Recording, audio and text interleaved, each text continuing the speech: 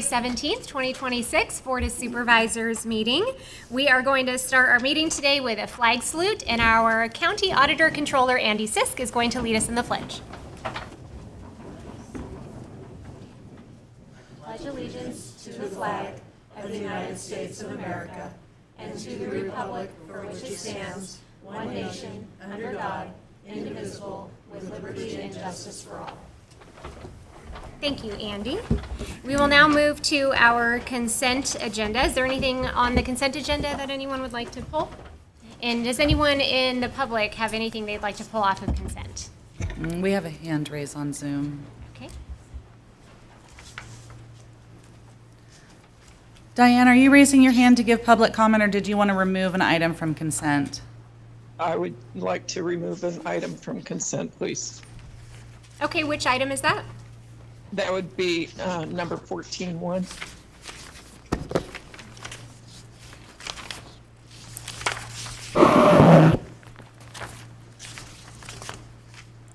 It was 14, I'm sorry, 14 what?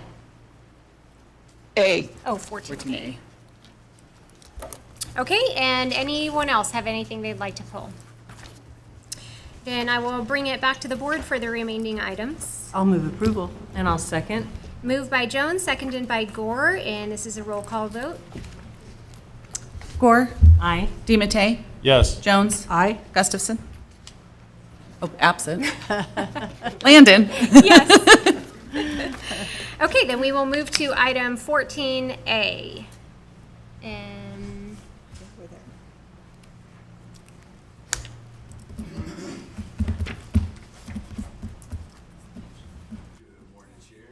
Morning. Here to discuss, thank you. Here to discuss amendments to the first-time homebuyer program guidelines to increase down payment assistance, establish extension procedures, and eliminate loan committee's role in the program administration. The actions for you all today are to adopt a resolution authorizing the county executive officer or designee to A, approve amendments to the Placer County first-time homebuyer guidelines for all funding sources, and that is to increase the maximum allowable down payment assistance, allow the layering of multiple eligible funding sources for qualified households, establish an administrative extension policy to allow approved buyers additional time to complete a home purchase, eliminate the loan committee's role in the first-time homebuyer program administration, and then B, make future minor amendments to the guidelines and loan documents as needed to implement and administer the first-time homebuyer program and remain aligned with our funding sources and the requirements.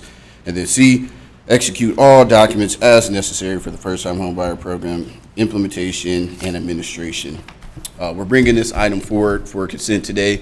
As you all know, we had a successful launch in the first-time homebuyer program, received over 100 applications last May. We processed 90 applications. From those applications, 15 households have been approved to use our program. As the households are searching within the 90-day window to secure a home that is eligible in unincorporated Placer County, there's limited availability. With our consultant that we're working with, we have looked at 25 properties in unincorporated Placer County that fits the requirements of our down payment assistance. And then for the households that are approved for our AMI levels for our grant sources, they still need a little bit more down payment assistance. So with this change, we're asking to layer two sources of our low income sources, grant sources, CDBG and home funding, and then just to increase the one down payment assistance for our PLHA grant. And I'm here for any questions for you guys. great, thank you. Any questions from board members? And Diane, do you have specific questions on this item? Yes, I do, Chair. Diane Weiss from Christian Valley Park. I'm sorry, this just feels like an exercise in futility. You have approximately $2.8 million in the kitty, from what I'm reading from the supportive docs. To even call this low income at 80% AMI, that's a misnomer. I think that there are, all right, so you're looking to go from a $100,000 threshold right now to about a $150,000 threshold to serve approximately 10 people. When we have such a pervasive homeless problem and low to extreme low income problem are the people on the streets. And I think that this money should be more spread out, allocated, and a pilot program put together, because other states are having success in areas of taking county, state, and federal lands in long-term leases. So you then eliminate the ground purchase, and they're doing tiny home villages and RV villages, and they're doing it where they can actually allow somebody to purchase a small tiny home for as little as 50,000, and for a family of three, 150,000. I just think that we are just throwing money down a rabbit hole baked data. And so I just really encourage the board to just pull back on this and review pilot programs that would fit more households. So with that, I yield. Thank you for your time. Thank you, Diane. Are there any other comments from anyone in the public? Okay, no one else online?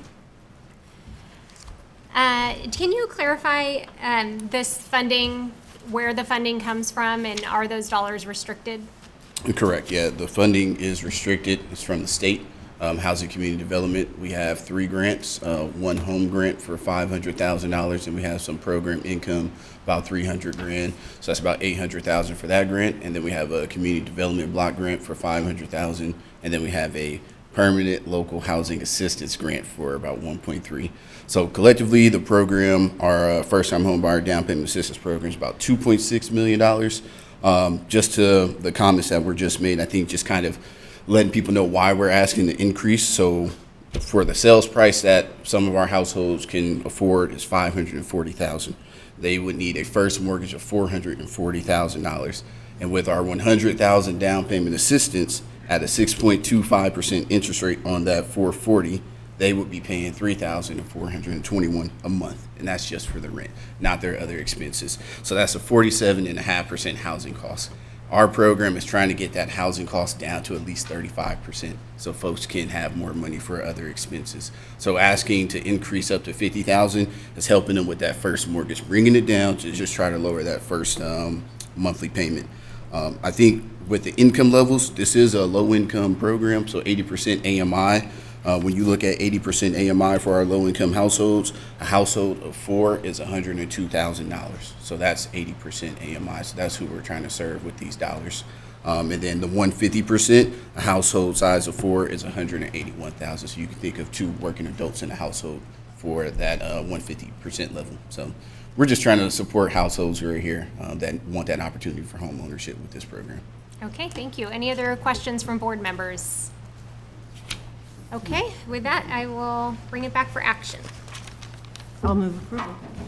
I'll second. Moved by Jones, seconded by Gore. And is this okay, all those in favor? Aye. Any opposed? None? Thank you very much.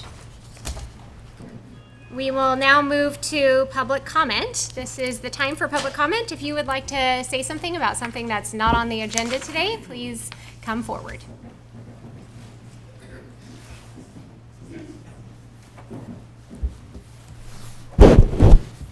Good morning. My name is Wes Moody. I'm a volunteer and executive board member on Tahoe Nordic Search and Rescue. You may recall we're an all-volunteer organization that searches for and rescues, saves lives in the Tahoe area, and frequently we're called in other places in the state. On the consent agenda that you just approved, you have authorized sponsorship of our primary fundraiser, the Great Ski Race, which will be on March 1st. I just wanted to thank Supervisor Gustafson for her leadership on this and for the support from Supervisor Gore and Landon and Jones. I'll reiterate my earlier offer to Supervisor DeMattei. Be happy to answer any of your questions about the team or the Great Ski Race in the hopes to garner your support. We have a late winter coming in today, but we've already had 5 searches this winter. So the team has been very active, and it is with the support of organizations such as Placer County that we're able to keep the team trained and equipped and able to conduct searches and save lives. So thank you very much. Thank you.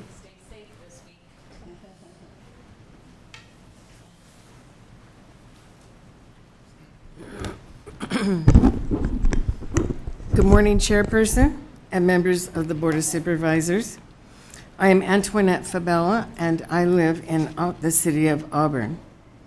I submitted a letter to all of you on February the 4th, 2026, on several issues related to what I am about to speak on. First, I want to thank Supervisor Ms. Landon and Ms. Jones for your individual emails in response to my letter. I deeply appreciated your acknowledgement. I have written a second letter that I would like to present to the board members, requesting a full refund of $799.33 and to formally report a serious procedural violation by the Placer County Planning Commission, which denied me any meaningful opportunity to participate in an appeal hearing for which I paid a substantial fee. The commission proceeded with the hearing on January the 29th, 26, without granting my request for a virtual appearance, a continuance, or a proxy to testify on my behalf. Due to illness beyond my control, I was unable to attend the hearing in person. On January 27th, I notified Assistant Planner Martin Romero of my condition and requested permission to appear by phone or virtually. That same day, Mr. Romero informed me via email that his director had denied the request, and he suggested I submit a request for a continuance instead. I did so immediately and was denied a continuance on the morning of January the 29th. During the January 29th hearing, the Planning Commission facilitated remote testimony for another individual for an ADA accommodation. The technology was functional and active. Denying my request to appear remotely while utilizing that same technology for another participant constitutes an arbitrary and inequitable application of commission policy. It also raises serious questions about the due process, as I was effectively excluded from a proceeding I had a legal and financial right to participate in. On February the 4th, I reviewed the video recording of the hearing on January 29th, and I was troubled by the remarks made by Commissioner Jeff Ronton, District 5, who speculated publicly that my illness might be fabricated as a delay tactic, stating, I quote, "What prevents this person, if we extend to, say, February the 12th, calling in 2 days before again and saying, I'm ill and let's do another continuance?" It sets a precedent that maybe people see that, oh, I just need to wait a few days before the thing if I'm not ready and I'm sick. These remarks were made without factual basis and reflected a prejudgment of my credibility that is inappropriate in an administrative proceeding. I want to present you with a copy of my letter in entirety for your review, and I hope that there can be some resolve to this issue. Thank you, Antoinette. Thank you very much. Have a good day.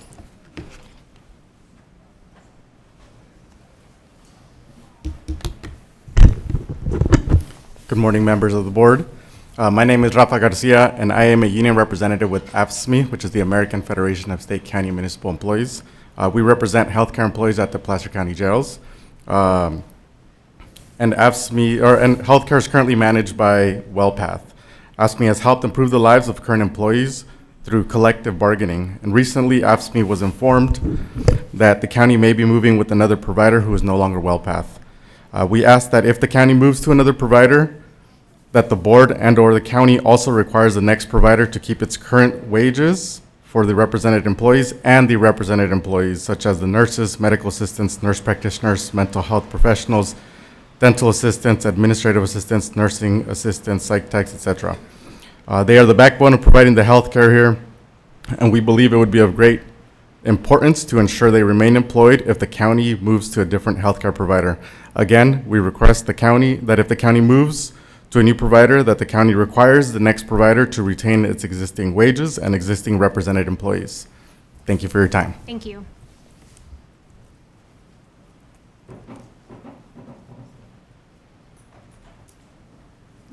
Good morning, supervisors and everyone on the other side of this piece of furniture. I'm Beth Gonzalez, and I'm speaking for Placer People of Faith Together. I'm here to support Placer County's goal of building affordable housing on county land. After working to understand the differences between the city of Roseville, who has built many more units than Placer County, and working with the Nexus study of the county housing department, I've come to the conclusion that building affordable housing is like trying to understand the rules of curling in the Winter Olympics.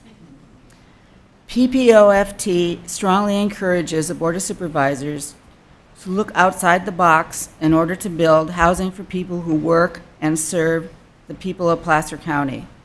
Exactly how to get this accomplished, PPOFT does not know of any magic way.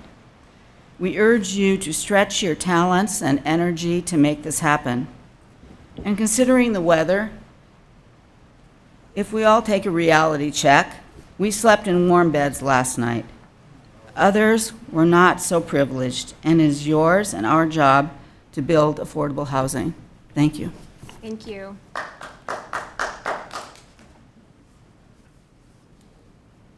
Good morning. Joanne Hilton. I'm a 20-year resident of Lincoln. I'm a member and former chair of the Economic Development Committee for the City of Lincoln, and a proud member as a Shanti of Lincoln Rotary. I'm also a member of the Community Action Group that PTFP is also a member of for attainable housing in our area. So I'd like to acknowledge and congratulate you for setting the goal of 1,300 units of affordable housing for us to do, and we need to find a way to achieve that. And we'd love for you, as Beth mentioned, to think of some new creative incentives. We need local, reliable funding sources. We need incentives, and maybe we need a stick as well as the carrot. I think that's the best way. We've all seen that Roseville has met the goal of 10% affordable housing for new development. They're leading the way. They're the star in our county, and we learn from that. There's really a lot to be said for that.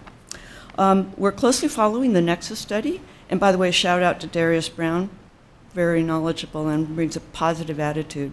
Very happy with him. And we hope that you will seriously consider the in lieu fees at an effective rate that will allow us to use those funds for to meet the goal that you have of the 1,300. Currently, it's about a 2-year wait for an apartment in Lincoln. That's because we're not building apartments.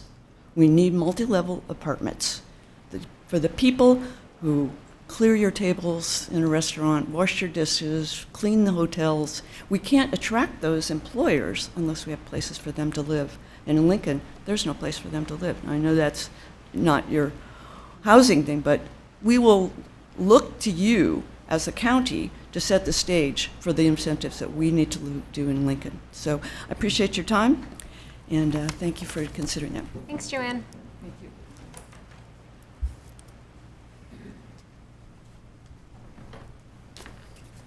Good morning, Board. I am a local resident, 25 years here in Placer County. Now, in the last 5 years, been homeless due to physical things falling apart in my body. I'm here to ask you guys to please invite another homeless shelter to come into Placer County. The Gathering Inn is Really probably... quick, sorry, could I get your name for the My name is record? John Davenport. Thank you, sorry. I'm sorry, I haven't spoke up in about 2 years. Since then, I have been banned from the Gathering Inn. Have not been able to, I was kicked out 10 days after I spoke up here 2 years ago. I got site managers fired and moved around to different sites. And since then, I have not been let into the Placer County Gathering Inn facilities. I've also been denied the medical assistance through the ICP program due to the Gathering Inn banning me because I had people removed from the sites and fired. I want to let you know how bad my health is, that you guys have trying to, how the Gathering Inn makes everybody learn the lesson for going against them. The Gathering Inn is nothing but the worst slumlords in the area put together trying to say they're helping the homeless. I have accountability right here that finally 2.5 years later, as of 3 weeks ago, I was let back into the Gathering Inn in Roseville only, which is a traveling site. I have been banned. I have hip replacements that I've been turned down on two hip replacement surgeries because ICP would not let me in.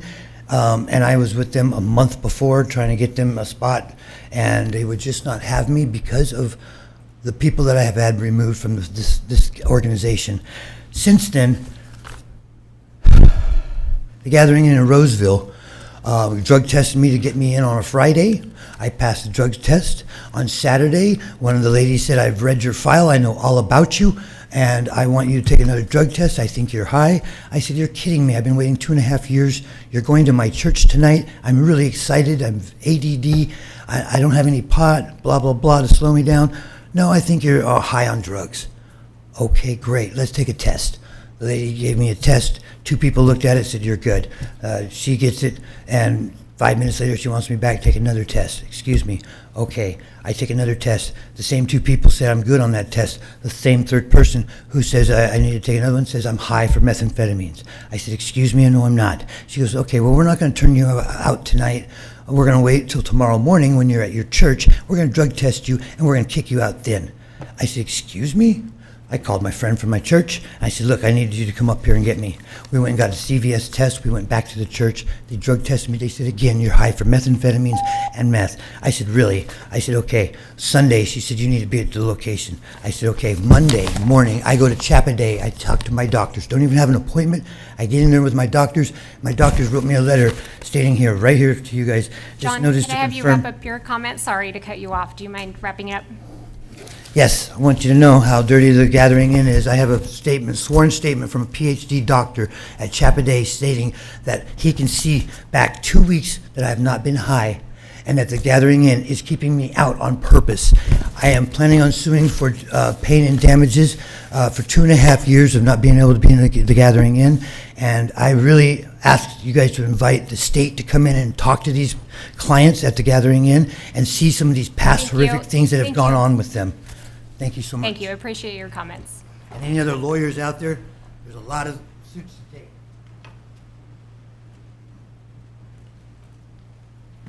Good morning, Board. Morning. How are you today?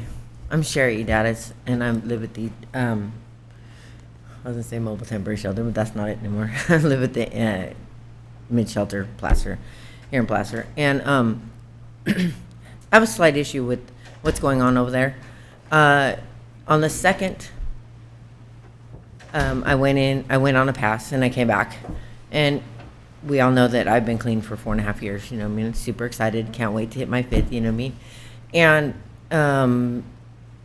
they do the swab test, no problem. And I do it every time I go out. I've been doing it for 3 months now, 4 months, whatever. All good, all good, all good. So I come back and I get a dirty test, right? Okay, well, can I retake the test? Because I think your test is faulty. And they're all no. And we got to go by what we say. So protocol is you're going to get on a contract and, you know, you're going to have to go. But I'm not doing nothing wrong. You're wanting me to do something for something I'm not doing wrong. So for 30 days, I got to go to these meetings and go to these classes. I have a full-time job. You know what I mean? I'm the same person today as I was 5 months ago or 3 months ago or 4 months ago when I got there. I don't get high. I haven't gotten high. I'm not around people who do drugs. I don't do drugs. It's something I don't understand about this program is they don't see anything from your point of view of what's going on with the situation, because in the way they see it, it reflects for me that I'm screwing up. So they're in their records that they have that on me, you know what I mean? But I'm not doing anything wrong. I'm trying to do the next right thing all the time. I go to work every day. I don't miss work, you know what I mean? And if I was getting high, know that I would not have come back to the program, and I sure wouldn't have gotten to work the next day. You know what I mean? There's a lot of stuff going on over there that none of us have any control over as clients there. You know, we have to do as we're told or do what they say or deal with what happens. And it doesn't seem very fair to us that we can't even get a retest because I'm pretty guaranteed that it was a faulty test. I'm not the only one it's happened to. You know what I mean? Thank you for letting me step forward, and I hope you guys have a fantastic day. Thank you. Is there anyone else in the chambers who'd like to make a public comment? And is there anyone online? Yes, Chair. Caller, go ahead and unmute your mic and give your comments.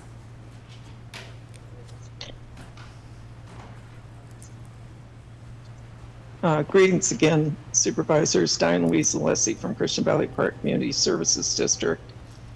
And I just want to go forward with saying that Sacramento's housing mandates betray Placer County's working families and retirees. California's regional housing needs allocation arena mandates the projects like the recently approved Hopeway Apartments in Penryn are failing the very families that they claim to help.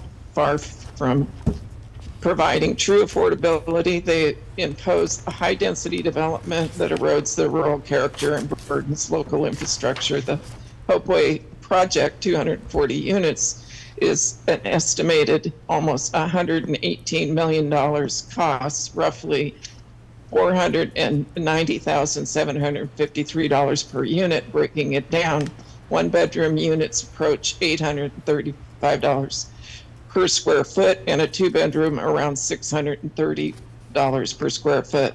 These figures are driven by the developer's in-house construction model, maximizing low-income housing tax credits. Profits are far beyond reach for Placer County's working families and seniors, earning $32,000 for extreme low and $58,600 annually for low income. Calculations rely on outdated data, blending high-earning commuters and retirees who averages that distort local realities. True low-income units are often deferred for decades, while the developers opt for modest in-lieu fees and deliver higher-end housing instead. The top-down approach from Sacramento overrides local control, threatens family farms and ranches with rezoning, imposing long-term deed restrictions that undermine property rights and generational wealth, and risk fines for builders' remedy if we resist without guaranteeing needed roads, schools, or services. Placer County's demographics, median age is 42. Over 21% is retirees, and multi-generational families do not support forced population surges without corresponding local jobs. Our regional and local elected leaders must act, challenge these mandates through every legal channel, demand real-time data, prioritize front-loaded, truly low-income construction, and impose fees that encourage actual building over payoffs. Placer deserves housing policies that honor our roots, protect our heritage, and secure our future for our grandchildren, not endless bureaucratic overreach. I respectfully submitted this to the record. Thank you for your time. Thank you, Diane. All right, I don't see any more comments online. With that, we will go to board member and county executive reports. Anyone have anything they'd like to report? Okay. All right. Then we've got about 52 seconds, so we will slowly have this item ready to go here. We're going to move to item 1A, commendation in honor of Sarah Porter, a senior appraiser.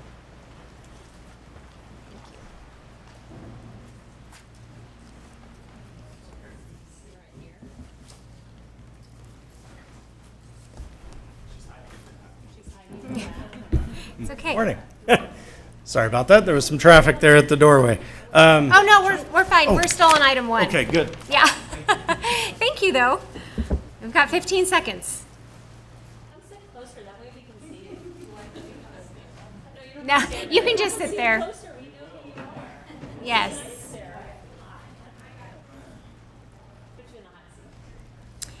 All right, we will now move to item 1A, a commendation for Sarah Porter for more than 28 years of public service. In the matter of a commendation, recognizing Sarah Porter for more than 28 years of dedicated service as an employee of Placer County. Whereas Sarah Porter is retiring from the County of Placer after serving the Placer County Assessor's Office for more than 28 years. And whereas Sarah began her career with the county in 1997 as an administrative clerk, she was quickly promoted to transfer analyst in 1998, followed by a move to cost estimator in 2000. Her continued advancement led to a promotion to assistant appraiser in 2001, and she rose to the position of senior appraiser in 2007.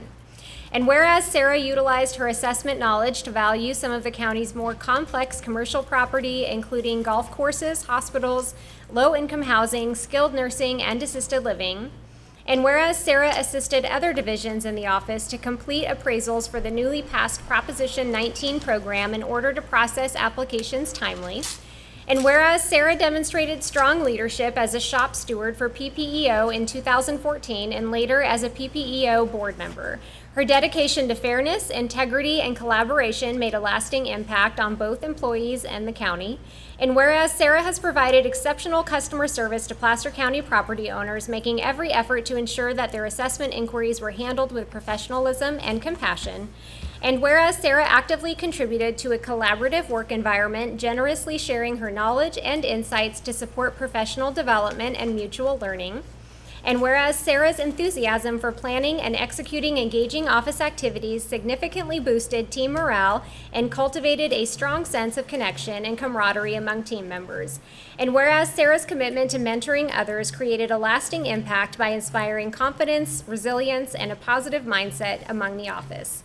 Now, therefore, let it be known that the above commendation was duly passed by the Board of Supervisors of the County of Placer at a regular meeting held on February 17th, 2026, on behalf of the citizens of Placer County.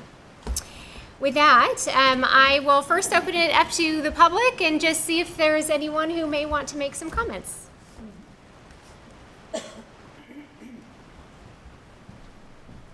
Good morning, Madam Chair and members of the board. Matt Maynard, your Placer County Assessor. This one was hard for us. I just have a few words to say about Sarah. 19 years ago, a new appraisal technician joined the assessor's office. Brand new, this person faced a huge learning curve navigating the world of property taxes. A very nice lady in the commercial division went out of her way to make this new employee feel welcomed, and she took the time to train this person on the basics of ad valorem appraisal and the inner workings of the office. That technician was me, and that very nice lady was Sarah Porter. I've never forgotten how incredibly generous Sarah was with her time and the way that she took personal interest in seeing me do well in my new position and throughout my career. But that's just who Sarah is. For 28 years, Sarah set the tone for the assessor's office.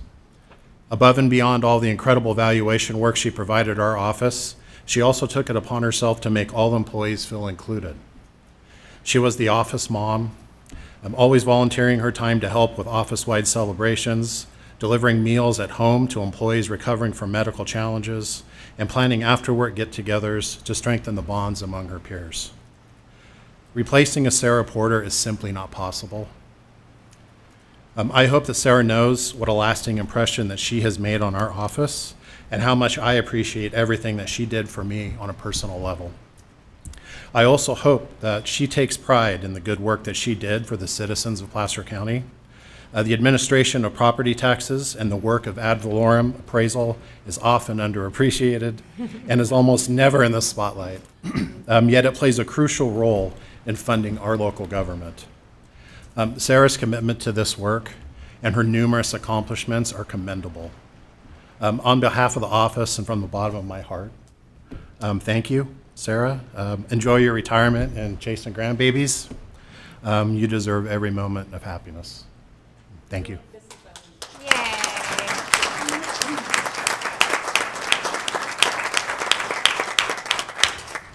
Are there any other members in the public who would like to say something? Sarah, would you like to come up and say a couple words? Good morning, Madam Chair and everybody on the board. I appreciate this opportunity, and it's been incredible working with Placer. We have incredible employees here. Seeing the growth grow from handwritten appraisals to what we have now with AI and everything. I just appreciate everybody who's here. If it wasn't for Placer, I wouldn't have met my husband. So I've met, incredible people here, incredible people that all will be close to my heart for the rest of my life. So thank you so much. Thank you for all you do. Looking forward to the incredible growth, and you have incredible responsibility. Thank you, everybody, for coming. Thank you, Sarah.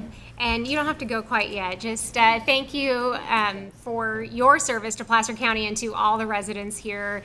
I think Matt really hit the nail on the head when he said it's one of those jobs that maybe the public just doesn't even realize is happening behind the scenes. And I haven't even gotten the pleasure of getting to know you, and you've been here a long time. And so that just really speaks to your passion for your job and your commitment to serving the residents of Placer County. So thank you so much for your service.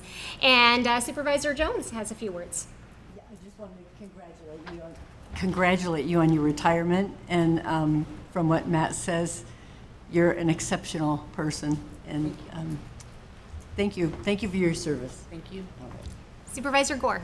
I too, Sarah, want to say thank you for your hard work and your service. Sometimes it goes unnoticed, but it does not go unnoticed with the people you work with. And it's very clear that you've served the residents of Placer County well. And I did notice that you already retired, so if you want to come back, I'm sure that he'd love to have you back. But thank you again for all you've done. Thank you so much. Yeah, congratulations, Sarah. And I would agree with Supervisor Gore that maybe 28 years is not enough. And, there's people here who've been like 35. So if you want to come back, the door is open. So congratulations. I appreciate that. Thank you. And Mr. Chatney. Sarah, thank you, and congratulations on your retirement. I don't think I'll solicit you necessarily needing to come back. I think 28 years is an outstanding career, and thank you for being part of Team Placer for so long. So, thank you. Okay, with that, I will bring it back for action. Oh, I will move approval of the item. I'll second. Moved by Gore, seconded by Jones. All those in favor? Aye. Aye. And none opposed. Then we'll come down and take a picture.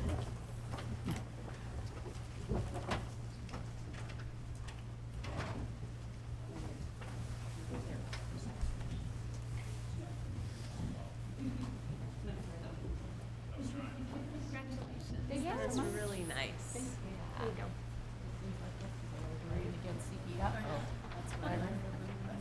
My goodness, yes. Do that again tomorrow. All right.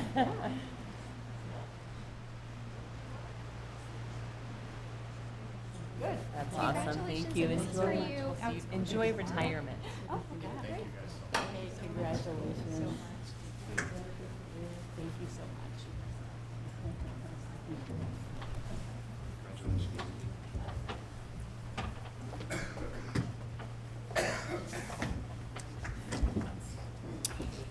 We will now move to item 2A, annexation number 155. Good morning. It's Sarah Takeover this morning. I got the memo. Good morning, Chair and Board. I'm Sarah Gilmore, and I'm here on behalf of Environmental Engineering to present the annexation of 12450 New Airport Road property. As stated in the board memo, we're requesting the board open a public hearing to adopt the resolution, which is included in the staff report, to annex this property into the boundaries of Sewer Maintenance District 1, North Auburn. The property is located on the south side of New Airport Road. It's east of Highway 49 in North Auburn, and the applicant will be charged the annexation fee in effect at the time they choose to make payment, which would currently be $3,742.96. Staff supports the request, and in order to move forward, we request your board take the following actions. 1. Conduct a public hearing to consider annexation of 12450 New Airport Road, located south of New Airport Road and east of Highway 49 in North Auburn, APN 052-080-007-000, into the boundaries of Sewer Maintenance District 1, North Auburn, to provide sewer service and any objections to the proposed annexation. Number 2, adopt a resolution annexing 12450 New Airport Road, APN 052-080-007-000, into the boundaries of Sewer Maintenance District 1, North Auburn, for sewer service. And number 3, determine the proposed actions are exempt from environmental review pursuant to CEQA Guidelines Section 15319. I'm available for any questions. Great, thank you. Any questions from board members? Anyone in the public who'd like to comment? Oh, thank you. This is a public hearing, so I'm opening the public hearing. Anyone in the public who would like to make a comment? And no one online? Okay, I will close the public hearing and bring it back to the board. I will move approval of the item. I'll second. Moved by Gore, seconded by DiMattei. All those in favor? Aye. Any opposed? None. Thank you so much. Thank you. Have a great day. Okay, we will move to our first department item, item 4A, increased contract for Smeal Fire apparatus parts and repairs.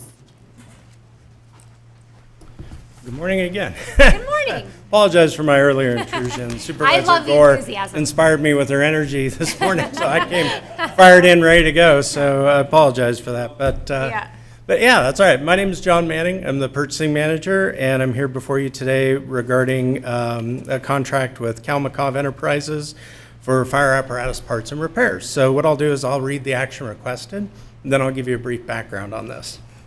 So the action requested is, one, approve an increase to a contract with Kalmakov Enterprises Incorporated, doing business as Fire Apparatus Solutions, a California corporation, for Smeal Fire Apparatus parts and repairs in the amount of $75,000 for a new total contract amount of $175,000 for the period of January 1st, 2025 through December 31st, 2025. Action item 2, approve an increase to the current contract with Kalmakov Enterprises Incorporated, doing business as Fire Apparatus Solutions, a California corporation, for Smeal Fire Apparatus parts and repairs in the amount of $75,000 for a new total contract amount of $175,000 for the period of January 1st, 2026 through December 31st, 2026. Action item 3, approve the option to renew the contract for 2 additional one-year periods in the maximum amount of $175,000 each year. Action item 4 is authorize change orders to the contracts in the maximum cumulative amount of $17,500 annually, consistent with Placer County's procurement policy, subject to department concurrence and available funding. And lastly, authorize the purchasing manager to sign all required documents.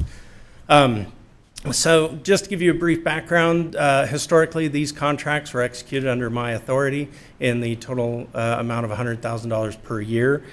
Due to increased need for repairs and parts towards the end of 2025, we're asking your board to allow us to increase last year's contract to fully pay and reconcile all the invoices that came in at the end of last year for those additional parts and repairs. Knowing that your board also approved the purchase of 3 Smeal Fire Apparatus Solutions last October, we're taking a proactive step to increase this year's contract as well as the next 2 renewal periods, just in the event we need that money for those additional Smeal equipment purchases that are going to be coming in.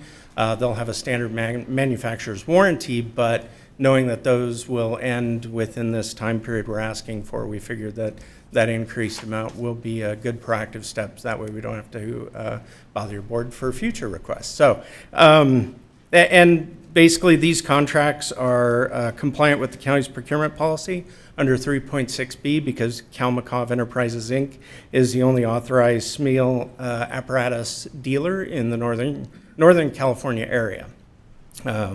And then lastly, purchases and repairs are not encumbered until we get the invoice. So we're not pre-encumbering anything with these contracts. So with that, I'm happy to answer any questions you might have. Great, thank you. Questions from board members?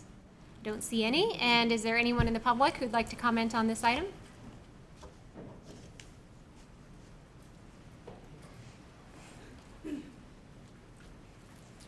Hi, Board of Supervisors, Stella Greenhouse. I live in Lincoln, downtown. One word that I heard him say was, let's raise this so I don't have to bother the board with bringing back any more contracts. And I question that, not necessarily just from this presentation, but I think overall, and understanding what is really bothering the board. What are we giving so much latitude for that they're not coming to our elected officials for approval or visibility to the public about? And I want to make sure that I caught that, because it's not just what I'm hearing here, but I'm hearing in other places too, that it is important that the public is aware of these contracts, that is aware of the purchases, and that you, who we elect, get to see that and get to approve and deny it. So I don't necessarily about this specific contract, but I want to really catch on to what I'm hearing, and then ensure that you guys don't feel bothered one, you're making over $50 an hour, right? Come on, right? So it's your job to look over these contracts, to watch over it, and to hear from your constituents. It is a lot of work for me to come to these meetings, but I'm hearing and seeing things that I want to make sure I'm bringing out to the public and to those that stand on this role, choose this role for your call, and that I don't let these things go unseen, unheard, and unvoiced by me. So thank you for that. Thank you. John, can you clarify, if this were to be increased, it doesn't mean we don't see it, it just means it would come forward on consent, is that correct, or how would that work? Yeah, so should we need to increase it beyond what the board's going to be approving today, we would resubmit those requests to the board for approval. Depending on the dollar amount of the ask of that agenda item, it could be consent, it could fall into departmental. I would anticipate it being consent, but yeah, I apologize. That was a poor choice of words on my part. I love coming here before the board, but I do want to be proactive and respect everybody's time as well, so. Yes, Yeah. so it doesn't mean we won't be seeing contracts, it just means that it's on a different portion of the agenda, still available for the public, for everyone to still see. Absolutely. Okay, and any other comments from board members? All right, then I will bring it back for a vote. I move approval. Moved by DiMattei, seconded by Jones. All those in favor? Aye. Any opposed? None. Thank you so much. Thank you. We will now move to item 5A, Palo Alto Networks Prisma Access 3-year agreement. Hello, good morning, Madam Chair, members of the board. My name is Robert Lee. I am Placer County's Chief Information Security Officer, or CISO for short. Cyber protection is critical to identify, protect, detect, respond, and recover from an ever-growing amount of cyber attacks. Palo Alto Networks, or PAN for short, Prisma Access provides Placer County with comprehensive cyber protection, both within our network and accessing cloud-based resources. PAN Prisma Access provides a layer of cyber protection between county employees, whether they're remotely or in the office, as well as technology, resources, and applications. Placer County has used PAN Prisma Access since February 2025 and continues to gain value and increase benefits from our investment in PAN Prisma Access. The action before you is to enter into a 3-year agreement for PAN Prisma Access to further utilize enhanced cyber protection for the county's application and technology resources. The 3-year agreement will also provide the IT department additional analytical tools for cyber assessment and administration of the product. With that, I'll read the action requested into the record. Action requested number 1, approve a 3-year agreement with authorized reseller ePlus Technology, Incorporated for Palo Alto Networks, PAN, Prisma Access cyber security, safeguarding, and support in the amount not to exceed $747,129 for the period of March 1st, 2026 through March 4th, 2029. Number 2, authorize the purchasing manager or designee to sign all required documents subject to available funding and department concurrence. And number 3, authorize change orders not to exceed 10% of the agreement consistent with Placer County's procurement policy. With that, I'll be happy to answer any questions. Thank you. Any questions from board members? Supervisor Gore. I do have a question. Thank you. I appreciate your explanation. And so we had a different company Correct. that was providing the cybersecurity, Correct. and now we're moving to a different platform which should provide better cybersecurity? We moved to a different platform in February of 2025, Okay. and we executed that 1-year agreement, and we continue to have value extraction from that cyber protection. So we want to, their action requested is to a 3-year agreement. Okay, thank you. Supervisor DiMattei. Thank you, Chair. Thank you for the presentation. Just a question on the change orders. What do you anticipate change orders? If they're anticipating change orders, why would we not go for a higher contract number? The only item I could see is perhaps an additional licensing feature within the 3-year term that we want to entertain. That's the only thing I can see within that 3-year. So not equipment, just Not equipment, correct. software licensing? Yes, Okay. absolutely. All right, thank you for the clarification. Thank you. Okay, I don't see any additional questions up here. Is there anyone in the public who would like to ask a question on this item? And no one online? And I will bring it back to the board. I'll move approval. I'll second. Moved by Jones, seconded by Gore. All those in favor? Aye. And none opposed? Thank you very much. Thank you. Okay, we're actually about 10 minutes early for our 10 a.m. timed item, and we have no more department items, so I guess we will take a short break until 10 a.m.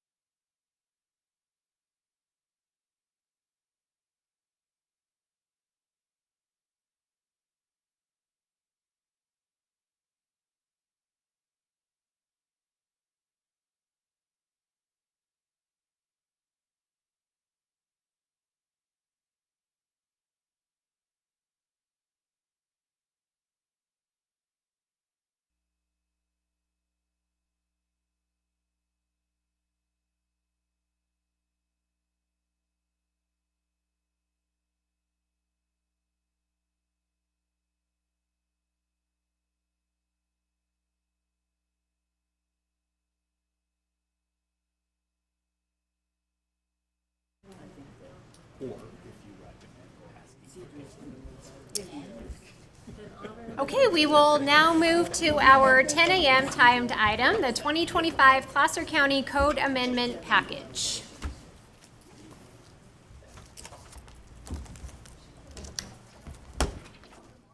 Good morning.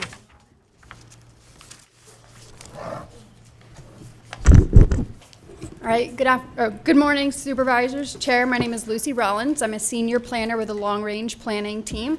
I'm here to present today the 2025 Code Amendment Package. As you're aware, there are several items in this package. Generally, most of them are to correct minor errors and inconsistencies, create clarifications for our staff members and for members of the public, incorporating emerging land use changes, those types of just language clarifications. We do have a few that are slightly more substantial. I'll go into those in more detail today, though I'm happy to address any of them that you have questions about. Overall, our goal here is to improve processes and procedures, both for county staff and for members of the public to understand what they can do with their land. So in total, we have 23 amendments included in this package. One of them is in Chapter 9, and that is to create a clear process for construction noise limitation exceptions. Currently, our code does allow for construction noise limitations, but doesn't have a clear process defined. So this is establishing a process for the review and approval of that exception. Chapter 17 has the bulk of them with 22 changes in total, so I have a couple of slides on those here. So the first one here is half of them. We do have 12 on this slide and 11 on the next. I've got about 6 or 7 I'll go into in detail, but like I said, any of them that we want to dive into, we can. The first 3 that I want to mention, I've circled here. The first one at the top, number 1, this can be found in attachment A for anyone online. It begins on page 25 of the packet, is for accessory dwelling unit porches. So this is specific to unenclosed porches, so they can have 2 sides. It removes the restriction for the porch size. Currently, the code limits the size of an attached deck, an unenclosed deck, to 25% of the floor area of the ADU or accessory dwelling unit, which inherently, what we heard from property owners, was limiting the size of their livable space. They couldn't maximize the square footage. So this removes the 25% limitation. They can maximize the interior living space of their ADU and still have an unenclosed porch on top of that. The second one I wanted to mention here is number 6 for electrified and barbed wire fences. This creates standards for security fencing in commercial and industrial zones specifically. So it can't be with residential zones or agricultural zones. We have limitations on proximity to those zones as well. It is creating standards for their height and how they are marked, those types of things. And the third one on this slide that I wanted to mention was number 11, the fence retaining wall combination. This came up in response to direction from the board provided last July 2025 that is specific to the Placer Vineyards and Riolo Vineyards specific plans. We created language in there that requires a property owner that's applying for a 12-foot fence retaining wall combination to demonstrate that they have communicated or attempted to communicate with non-participating adjacent property owners. So what I say with attempting to communicate, we establish standards that they have to show that they have tried to reach out through viable means. But if that non-participating property owner doesn't respond within 30 days, that does not make them ineligible to have this fence approved. But they do have to demonstrate that effort. This next slide, we have the remainder of them here. I've got these 3 I'll mention. So the top one on this slide is number 13. This is the minimum parcel size deviation. So for this amendment, this came to be as a result of property owners that have parcels that are almost large enough to subdivide, but due to clerical errors or other things are just shy of meeting the minimum parcel size requirement to traditionally subdivide. So under this amendment, if a property in the agricultural exclusive, farm, or forest zones is within 95% of 2 times of their minimum parcel size, they'll be able to split the parcel. So what that means is if you have a parcel that's 19.9 acres and a 10-acre minimum, traditionally you wouldn't be able to split that because one of them would be less than 10 acres. This creates a path forward for one 9.9 and one 10-acre parcel, for example. However, there are several criteria to be eligible for this. The first is that the split can only result in 1 lot split. So you go from 1 parcel to 2 parcels, and it is not eligible to be split again. The second is the parcel cannot have been split traditionally within the last 5 years. So that's to prevent situations of serial parcel splitting. They can't be Williamson Act contract properties. They must demonstrate that there is sufficient water service for both of the resultant properties to have sufficient water to still retain agricultural operations. So that's preventing a situation where all of the water rights go to one of the resultant parcels and the other one doesn't have any. So many of these came up from our coordination with the Agricultural Commission. We met originally with them in late 2024 and again in September 2025. And at that time, they provide us additional guidance, and that's where we clarified things a little bit, but the bulk of these changes specific to the water rights and the size requirement, that it must be a similar size to its adjacent properties, came up in a letter received from the Agricultural Commission in November 2025. That was right before the Planning Commission hearing, so we continued the item. We worked with Agricultural Commissioner Josh Hunsinger at that time and clarified several of those points and brought it back with Josh to the Planning Commission in December. And ultimately, they did unanimously vote with 2 absent to move this one forward. Oops, I had 2 more on that slide. Yes. Thanks, Lucy. So they're okay with, and Josh is okay with, a 9.9 acre parcel still be considered ag, commercial ag? 'Cause right now, Correct. minimum is 10 acres. Correct. Their primary concern with regards to the size, a couple of things, that the minimum parcel size is a 10-acre minimum. So this isn't going to be in res ag zones or 5-acre minimum zones.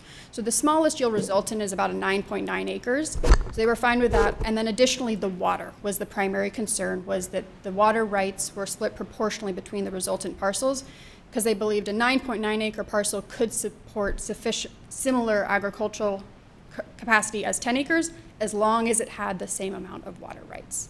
So that's where that piece And came. PCW is okay with that as well, splitting that, because aren't they gonna have to go put in other outlets through irrigation water for PCWA? They're okay with that as well?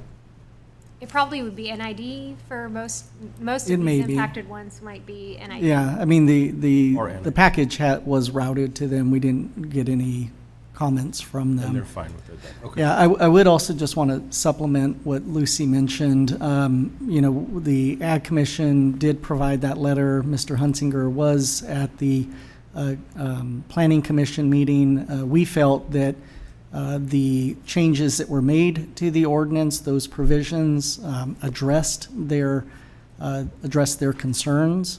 They weren't there to say that they were in support of the provision, but definitely felt like we addressed their primary concerns, and the Planning Commission also felt as if we addressed those concerns, and as Lucy mentioned, it was a unanimous vote from the Planning Commission.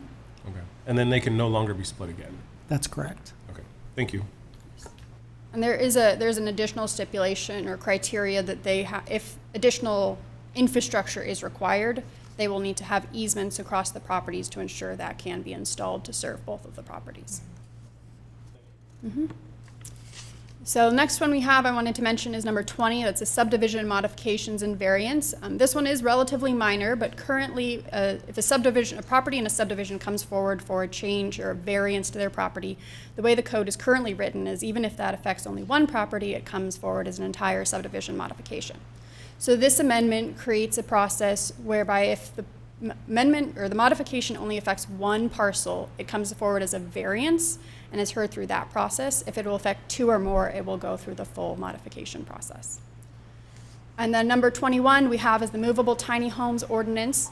This one amends the movable tiny homes ordinance because currently we're referencing the California Building Code for our standards for wind, fire, and snow. However, these are vehicles and are regulated by a DMV and by HCD, and so are not subject to the California Building Code. So we reviewed other jurisdictions, HCD guidance, we talked with CAL FIRE, and we amended this to rely on ANSI or NFPA. Those are the national standards for movable tiny homes regarding fire, wind, and snow.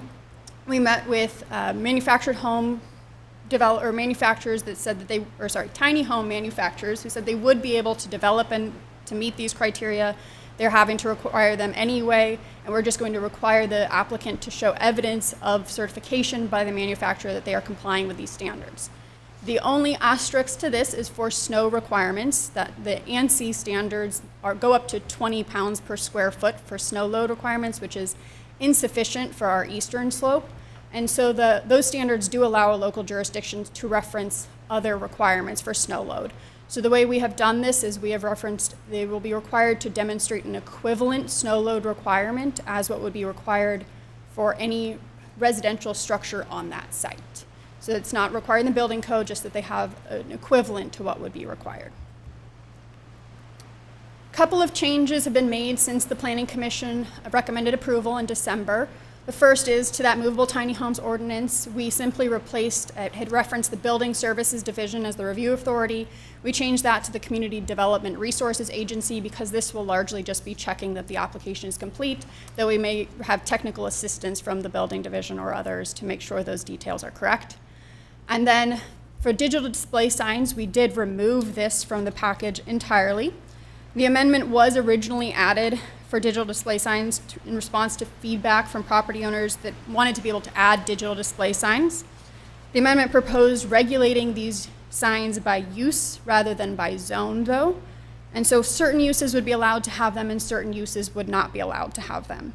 Under the First Amendment, local governments may only impose content-neutral regulations, and that includes speaker-neutral regulations. So we decided to remove this item recently for further consideration to determine whether regulating by use, such as churches, schools, theaters, is akin to content neutral and speaker neutral or not. So we have reached out to the property owners who are interested in this amendment to let them know of this change, and we will continue to look into this moving forward. So all this together, it has been a lengthy process. This started back in 2024. We held a workshop on this package back in September 2024, a town hall. We attended MAX. As I mentioned, we went to the Agricultural Commission twice. And all of that together, we have brought together the feedback from the public, the different commissions, to incorporate these into this package that is before you today. So if you will bear with me, I'm going to go ahead and read this into the record. So, yeah, just sit back and relax. All right, staff recommends that the Board of Supervisors conduct a public hearing to consider the Planning Commission's December 18th, 2025 recommendations related to the 2025 Placer County Code Amendment Package and take the following actions. A, determine the proposed action to be exempt from environmental review pursuant to California Environmental Quality Act Guidelines, Section 15061B3. B, adopt an ordinance to amend the Placer County Code, Chapter 9, Article 9.36, Section 9.36080, and Chapter 17, Article 17.04, Section 17.04030, Article 17.06, Section 17.06050, Article 17.20, Section 17.20010, Article 17.22, Section 22, sorry, my contact fell out. Section 17.22010, Article 17.24, Section 17.24010, Article 17.26, Section 17.26010, Article 17.30, Section 17.30010, Article 17.34, Section 17.34010, Article 17.36, Section 17.36010, Article 17.38, Section 17.38010, Article 17.40, Section 17.40010, Article 17.42, Section 17.42010, Article 17.54, Section 17.54020, 17.54030, 17.54040, 17.54070, 17.54140, 17.54170, Section 17.54180, 17.54190,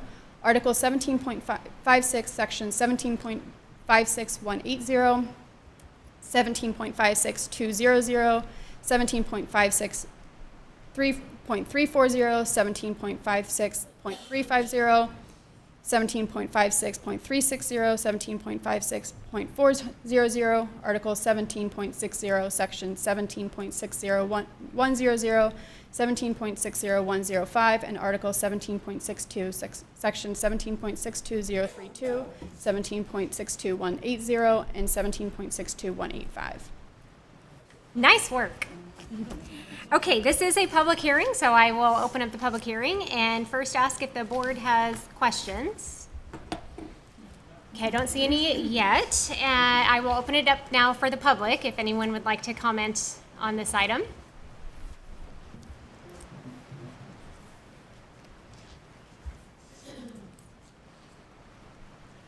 Good morning. Good morning. I'm Martin Kohler, and I support the tiny home amendment because the fire sprinkler requirement for the tiny homes on wheels was made in error. By error, I mean that it linked a possible home fire with a spread of wildfires. From California fire data, there's no instance where a home fire caused a wildfire. In fact, fire sprinklers have been designed to protect safety of home occupants, not to prevent wildfires. Also, since home sprinkler system is always designed for a specific address, because of the water supply and water pressure being the specific parameters, it is really not technically feasible to factory build and inspect a tiny home sprinkler system. I'm not against doing everything possible to prevent wildfires, quite the opposite.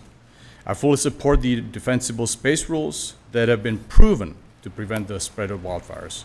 In fact, I'm glad that finally, starting only last year, I've seen that the defensible space requirements are being applied not just to newly purchased property, but uniformly across all properties, because in a case of a wildfire, it will not selectively burn only on new landowners' property. Also, according to a fire marshal analysis, by passing this modification, you'll be bringing the Placer ordinance into harmony with the state code. By voting yes, you'll be removing what effectively has been a poison pill, which has prevented everyone from using this ordinance since its passing over 3 years ago. It will also indicate to the building department that you meant this ordinance to be used and hopefully restrain them from obstructing the development of this type of lower cost housing in Placer County.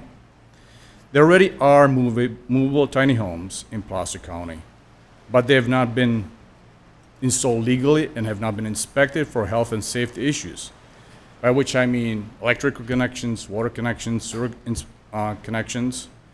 And this situation has created a real life hazards to both its occupants and also to our natural resources. So in summary, I encourage you to vote yes, and by doing so, making it possible for the landowners to do the right thing and have things inspected. Thank you. Thank you. Anyone else in the public would like to make a comment?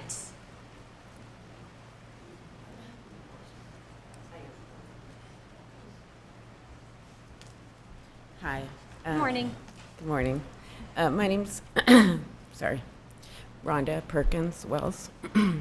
And I'm here, I just want to talk about the amendment to the 10-acre minimums down to 95%. I grew up on a ranch that we always believed was 39 acres, and it turns out it was like 39.5. And through the years, that was split into a 10-acre parcel, leaving what we thought was a 19-acre parcel. We recently had it surveyed, and it's 19.52 acres. And it's just my brother and I left, and we would really like to split that. It would make it to 9.75 acres each. And then we found out that we couldn't split it. It was like, okay, well, neither of us can afford to buy the other one out, so we would just have to sell it. So then we went to the supervisor of that area, which was Supervisor Landon, and she said, well, at the time, actually, it was Supervisor Wygant. It's been a little while. It's been a long process. And so anyway, and they said, you know, there's a possibility, people are talking about the spirit of the law being actually does it have to be exactly 10? Can it be 9.5? Can it be 9.7? In this case, it would be 9.75, and it would be really helpful to us and our family. And in our area, to be honest, there's just to the west of our property, or my dad's property, it was split into 5-acre parcels and 4.5-acre and 6-acre parcels. It's like, we're not big ranches really in that area anymore, and we just want to have some land, just some room of our own. So anyway, we would really appreciate that being passed. Thank you. Thanks. Anyone else that would like to make a comment on this?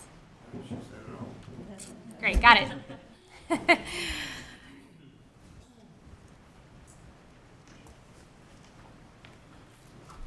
Hi, Stella Greenhouse, live in Lincoln. It's great to hear the pitter patter of the rain above us. I'm sure by day 3 we'll be not feeling the same way about the rain. But this is really important, these code enforcements, especially as I talked to the public woman that just spoke in regards to the challenges that she spent going through that. But I have 2 questions, really, I guess, for the planning team. The first one is, what prompts changes? Is it just the review from when you started September 2024, or do we gather information from that? And then when was the last amendment? How often do these amendments come forward?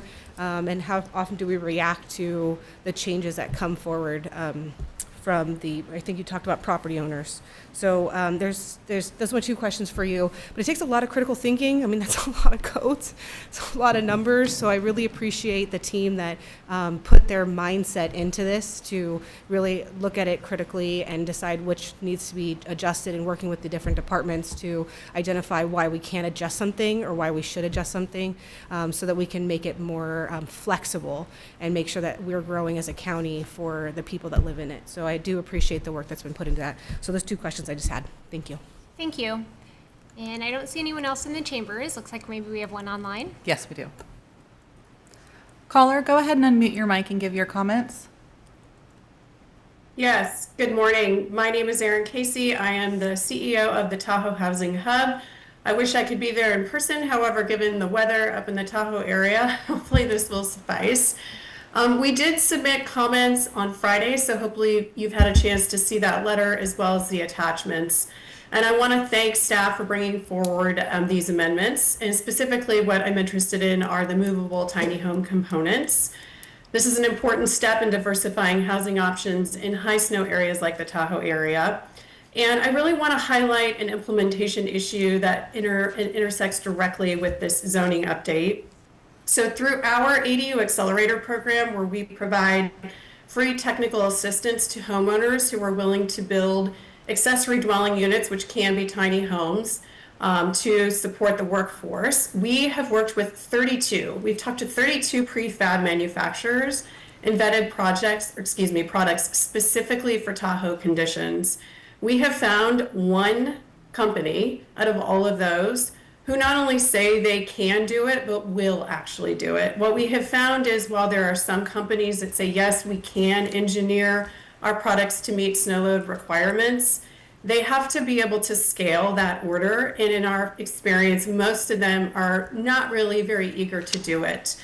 In the packet that I submitted to you all, there are a few pictures of the company that we have found that can engineer based on former snow load requirements, and is currently working with some of our homeowner clients to implement those this summer. However, the transition to ASCE 7-22, which I know your board discussed in November and December of last year, increased ground snow loads in portions of eastern Placer County by roughly 40 to 50% compared to prior values. And even with the elevation matching methodology that was developed by local engineers, which was referenced in a staff report as a white paper, I also attached that to our comments. That does help. It does not bring us back to January 1 standards. And for compact units like tiny homes, structural framing is a larger percentage of the total cost. So even modest increases in required roof loads can significantly impact feasibility. And so what I put in my letter to you were just some ideas. I understand that these changes were not something that the county came up with on its own. There are state requirements that ultimately came from the federal level. So what we're looking at is, while we know some of our homeowners are going to have to invest more money because it's going to cost more for a product that has to be engineered to handle the snow loads, we're hopeful that maybe some of the incentives that the county has around ADUs and tiny homes, like Launchpad, et cetera, can be revisited to account for this, because this is a significant change within a very short period of time. So I won't go into too much detail. I've outlined some of the ideas that we had in the comments that we provided. I don't think it's the county's responsibility, of course, to carry the full burden of these increased costs. A lot of our homeowner clients are willing to put more money toward it, but we think that this might be a way to address it, given that these are requirements that none of us really have a choice with. We understand it's a safety component, but tiny homes are one way that we can address housing issues.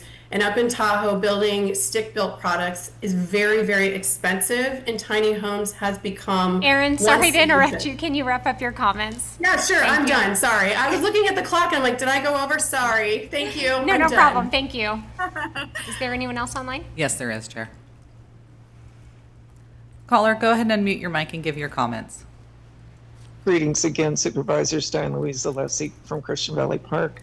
I just want to couple with the codes regarding the tiny home or smaller ADU, whatever. I think we're kind of missing the boat.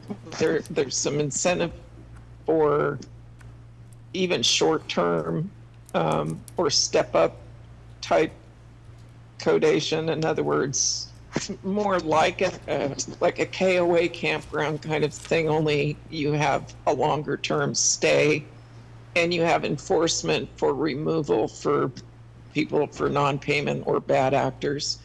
I think there's more room in there, but also just higher incentive for people that have extra land that could, even on a temporary basis, 6-month or a year lease, allow for tiny homes.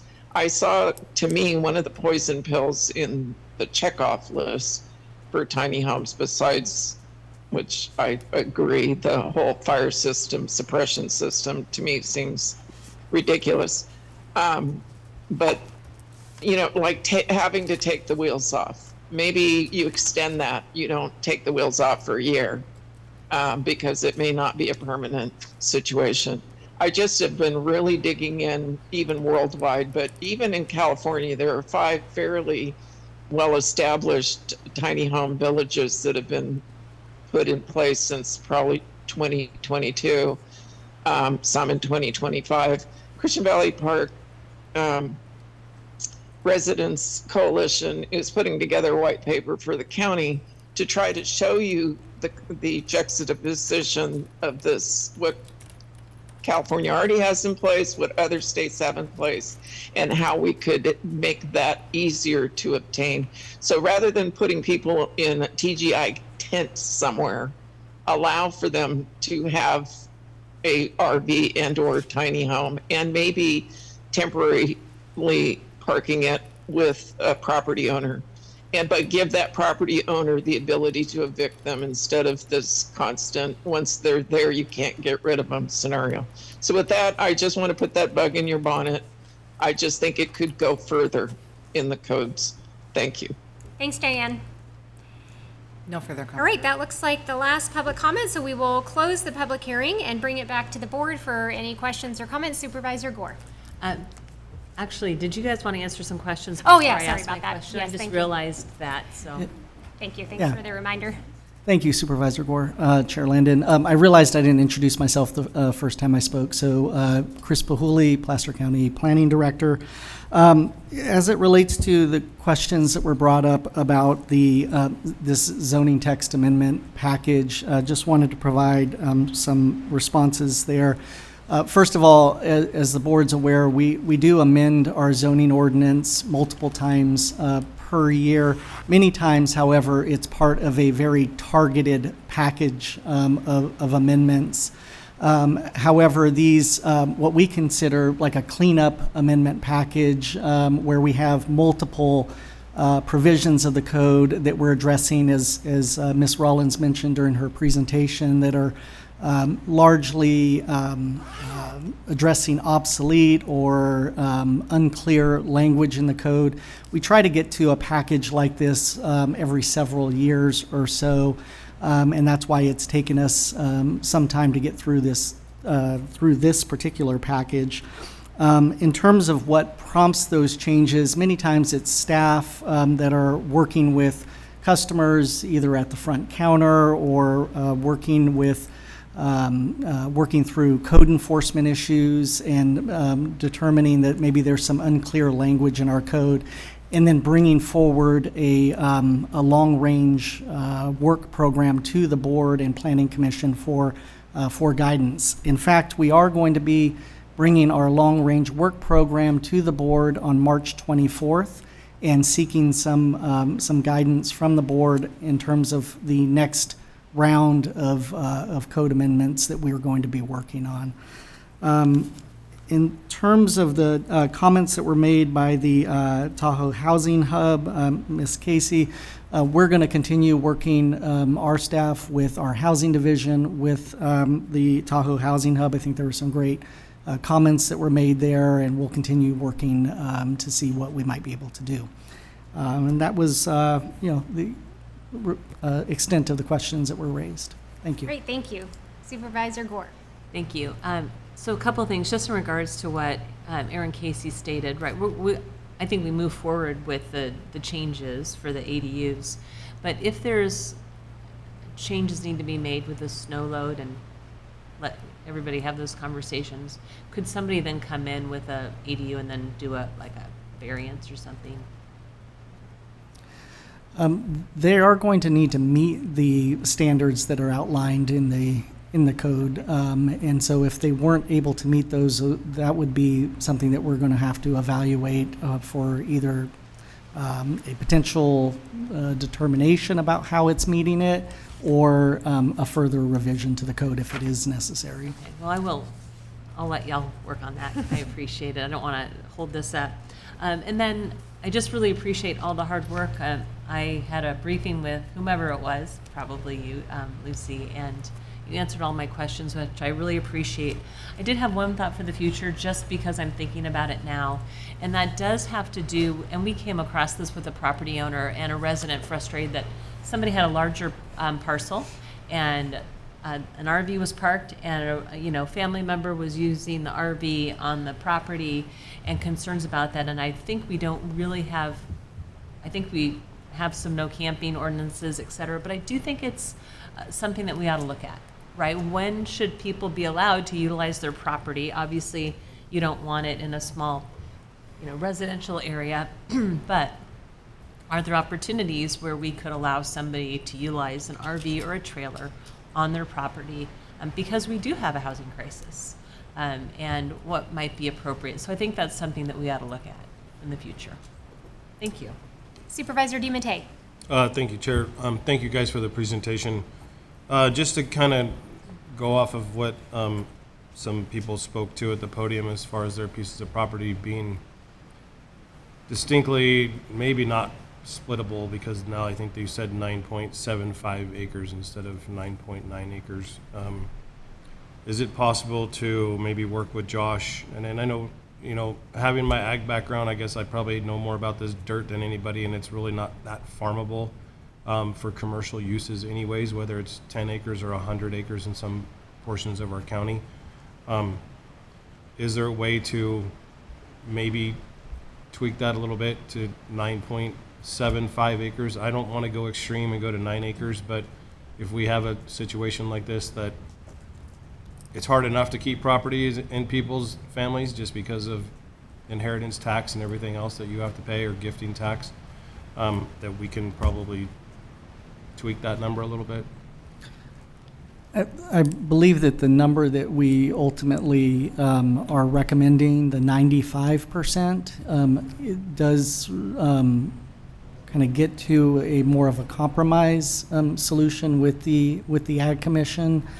The situation that was explained earlier, where they have a 19.9 acre property, again, that would meet the requirements under the provisions that we're recommending. It has to meet, the original parcel has to be 95%.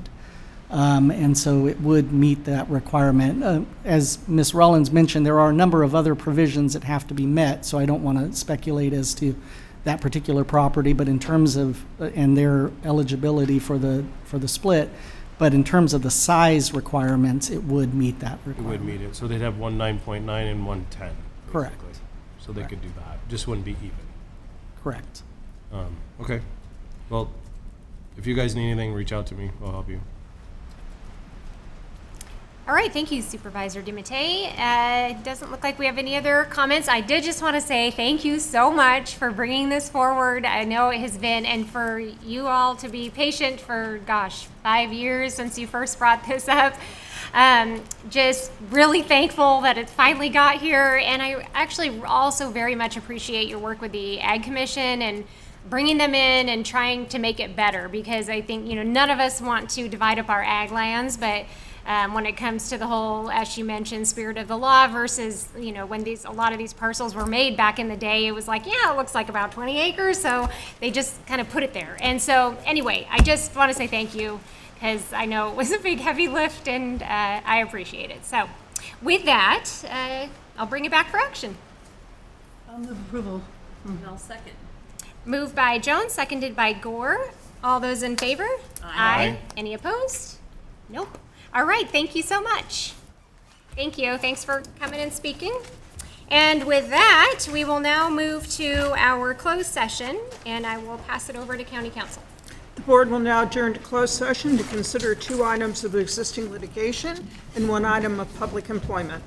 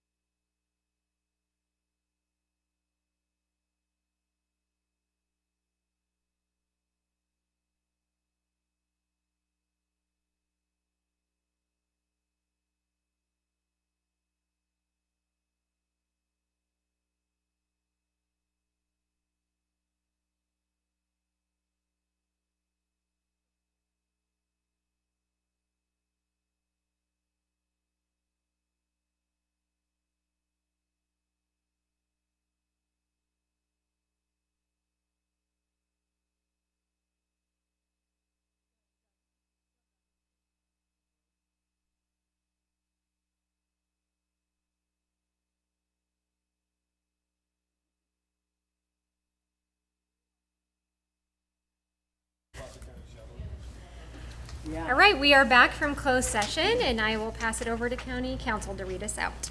The board met in closed session to consider the following. Under existing litigation, Dunlap versus County of Placer, the board heard a report and provided direction on a 4-0 vote with Gustafson absent. On Truckee Fire Protection District versus County of Placer, the board heard a report and provided direction on a 4-0 vote, again Gustafson absent. Under Public Employee County Council Recruitment, the board heard a report and provided direction. No vote was taken. This concludes the report out of closed session. Thank you. And with that, we will adjourn to our next regular meeting on March 10th, 2026.